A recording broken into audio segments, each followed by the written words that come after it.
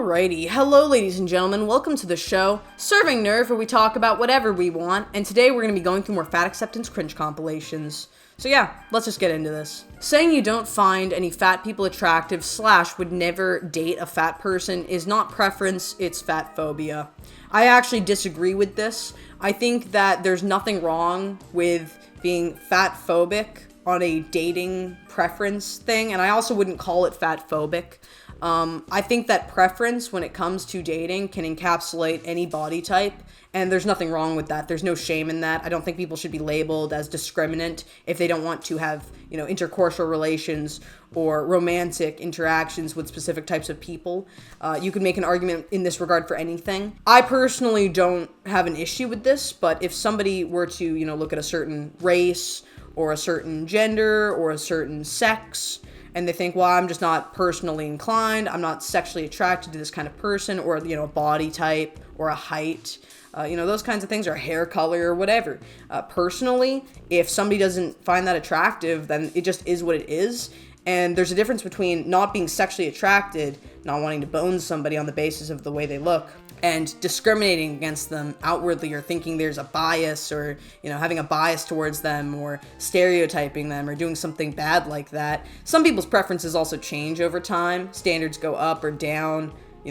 Maybe you interact with somebody and you're actually really attracted to them, but you wouldn't expect to be, things like that. But there's no shame in not being sexually attracted. You can still, be respectful towards all kinds of people. This is the equivalence of maybe like a lesbian not being attracted to a straight man or a man, and then him being like, oh, well, you're discriminating against me on the basis of me just being a man. How dare you? It's insane. I know we're arguing just on the basis of body weight here, but I think this encapsulates literally all groups of people, all bodies, all shapes, all sizes, all heights, all everything, isms, all genders, whatever. You can like what you like, and you can still be a respectful individual, and you have no need to worry about being considered discriminant if you don't have a romantic or sexual inclination towards a specific kind of person. You can still be their friend, you can still be respectful, you can still be cordial, and you can still act with common decency and not have any level of bias or stereotype applied to them. So in my personal view, I don't see any shame in that. And I'm sorry I'm going off about this without even going through the video yet, but I just think it's a really unhealthy way to think, because then it also creates the fear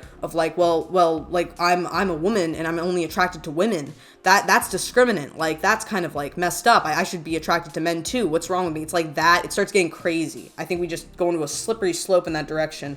And if you don't like what you don't like, then you don't have to like it. You can still be decent in that regard towards other people who you don't have a sexual or romantic inclination towards. And this comes off as like total femcel vibes, I'm not gonna lie. When I hear this kind of thing, I'm like, yeah, well, just get over it. Like, if people don't want to bang you, find somebody else who will, or maybe change. If you find that nobody wants to bang you, maybe there's something that you're doing that is indecent. It's just up to you as an individual. So I personally don't agree with this kind of thing. Like, I think that if nobody wants to bang me, then I should reflect upon myself. If nobody wants to date me or finds me very unattractive, then maybe I should look upon myself. Maybe I'm doing something that is indecent, that kind of thing. Shut up, it is not. Yes, it is. No, it's not. Yes, it is. They're basically just arguing in the nothingness that is their nothingness. So yeah, that was basically my entire point, and their point was kind of pointless. No, you know what? I wouldn't say it was a circular point. It was a triangle of a point. I don't know. If you a fat girl, if you a fat girl, if you a fat girl, if you a fat girl, if you a fat girl, if you a fat girl, if you a fat girl, do your thing. I'm not gonna lie, I dug a lot of those fits. Especially the yellow dress. The yellow dress caught me off guard. Very flashy, I'm a fan. Who is that pretty ass big bitch? Question mark, question mark. Oh my god, there are a million of them. I have been on a sobriety train as of recent. I know, surprising, right? I was basically like drinking on camera, like a month ago, but I've been on a sobriety train, and this takes me right back to being hammered, I'll tell you that much. I don't even need a drink for this one to get me drunk. This, I'm seeing like a billion people at once. It is wild. I don't like it. I like to be sober again. Thank you very much. Go away. God, I'm getting discombobulated. I'm literally getting confused. My brains are just fried. I'm losing my mind. Goodbye. Ooh, but that's cute. Okay, I can dig the vibe. I like the fit. I do like the fit, okay? You know, the multiple person session was freaking me out and messing with my brain, but this? I'd give it like a 7.5 out of 10 to an 8. Like, I like the vibe. It's cute. I don't know. I think they're kind of pretty. Like, I don't have anything wrong with this. I just don't want them naked, shaking themselves on camera and being like 20 people at once. Good morning. I want to chat with you about something.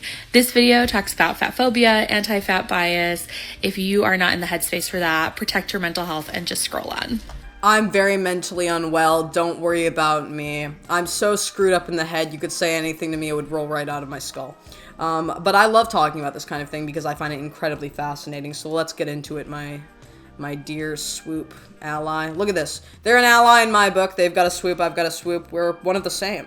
But you know, I'm not one to judge on a swoop. As long as you got one, I'm happy. So this morning, I had the opportunity to use one of my boundary phrases because I woke up to I'm sorry, okay, you know what? I am calling this out. What is a boundary phrase? Like, is that to call people out and be like, hey, I'm getting triggered right now. I've got boundaries. Here's my phrase. Pineapple, banana, charcuterie. Like, what are we talking about here? God, I have no boundaries. The idea of having a phrase to perpetuate the desire for such is absolutely diabolical. an email from someone saying, "Fatty, you are a fat fucking piece of shit." And my first thought was like, oh, what an odd thing to say to a stranger.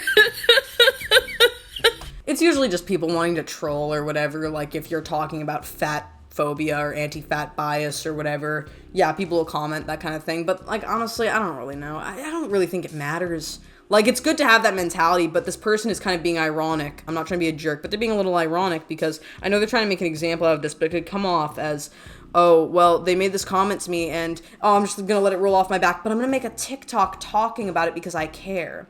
I really care, and I'm gonna make a commentary on it because it's bothering me. It's in my mind. You know, this happened. This was a comment that was made to me, and it's in my mind, and I need to talk about it to somebody, so I'm making a TikTok on it.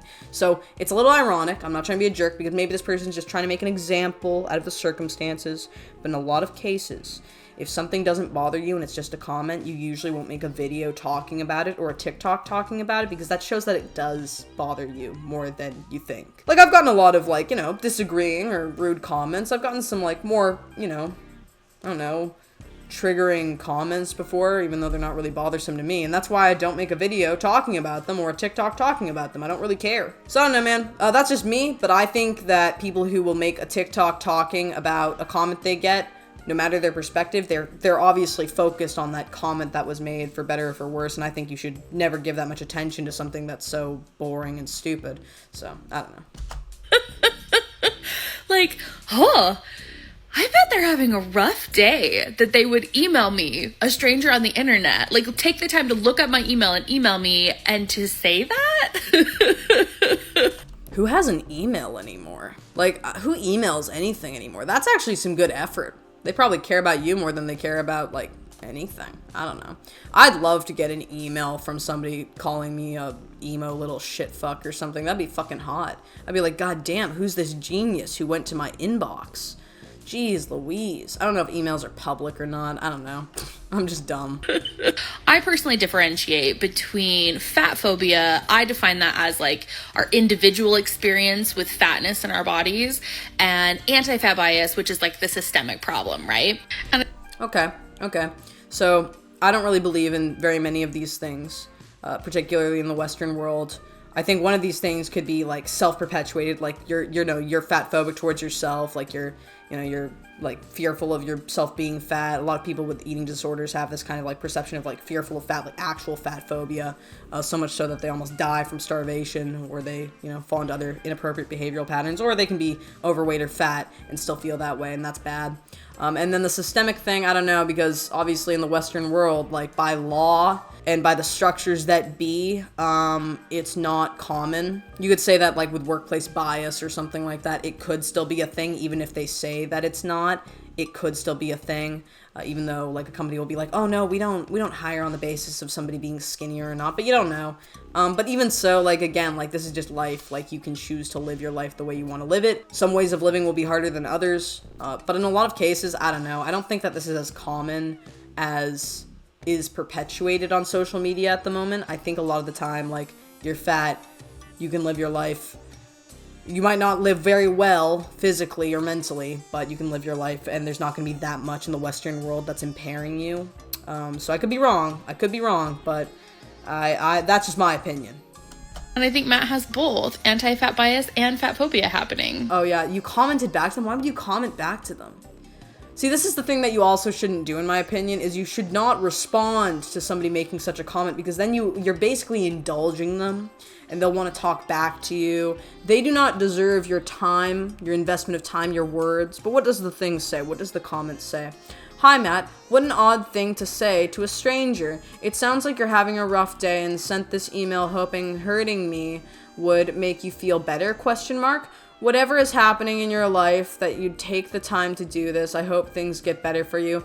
I mean, you know, it's a little condescending. It comes off as a little insecure. To comment back is insecure, in my opinion. I think that it's a bad idea. I think a lot of the time, if somebody comments this to you, whether it bothers you or not, even if it really bothers you, don't give them your time of day. That feeds the demons, you know, that feeds your demons and theirs. It feeds the parts of their mind that want attention or for you to respond back, because that's what they want. They want you to respond back, whether it's a nice comment, a condescending comment, a mean comment, you know, a comment crying, whatever the case is. Any kind of comment back to them will feed that desire in their mind to have your attention, even if it's for a split second. And the fact that you've emailed this person back, made a TikTok talking about it, and are talking about it, that creates the issue. You're feeding the beast. So I don't think it's a good idea, dude. So that was the video. Tell me what you guys think in the comments below. Do you agree? Do you disagree? Do you think you should comment back or email back to these kinds of comments or emails, and or make TikToks talking about it? Because I personally find that to be, you know, doing the exact opposite of what you want. But yeah, anyways, tell me what you guys think, and I hope you all enjoyed. I will see you all next time, my people, and it has been lovely. Slater.